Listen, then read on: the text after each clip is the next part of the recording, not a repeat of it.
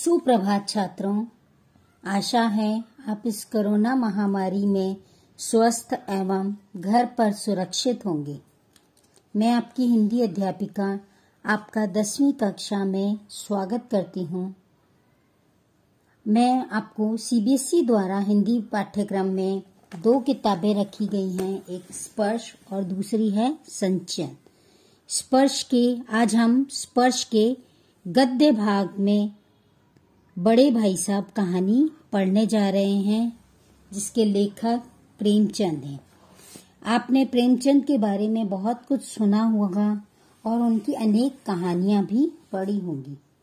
31 जुलाई 1880 को बनारस के करीब लम्हवी गांव में जन्मे धनपत राय ने उर्दू में नवाब राय और हिंदी में प्रेमचंद के नाम से लेखन कार्य किया था। निजी व्यवहार और पत्राचार धनपत राय नाम से ही करते थे। उर्दू में प्रकाशित पहला कहानी संग्रह सोजे वतन अंग्रेज सरकार ने जब्त कर लिया। इन्होंने आजीविका के लिए स्कूल मास्टरी, इंस्पेक्टरी, मैनेजरी करने के अलावा इन्होंने अनेक पत्रिकाओं का संपादन भी किया। इनकी लिखी कहानियों पर कई यादगार फिल्में भी बनी हैं। प्रेमचंद आम आदमी के दुख दर्द के बेजोड़ चितेरे थे। उन्हें जीवन काल में ही कथा सम्राट, उपन्यास सम्राट तक कहा जाने लगा था। उन्होंने हिंदी कथा लेखन की परिपाटी पूरी तरह बदल डाली थी।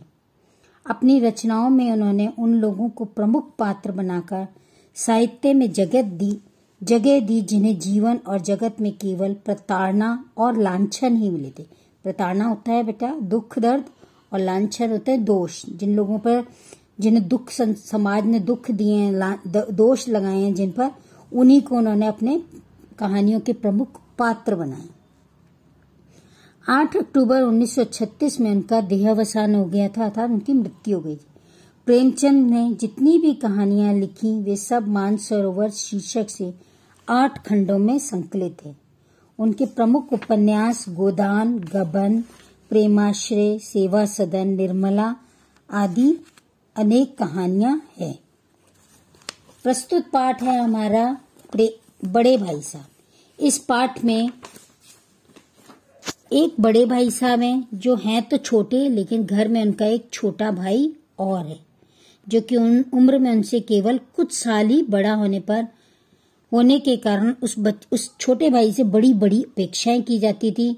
और बड़े होने के नाते वे खुद भी यही चाहते थे कि कोशिश करते थे कि जो कुछ भी करें छोटे भाई के लिए एक मिसाल कायम कर सके।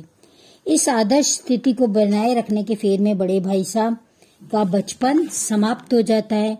वह हर छोटी छोटी बात पर छोटे भाई को टोकते रहते हैं, उसे पढ़ाई के लिए कहते रहते हैं।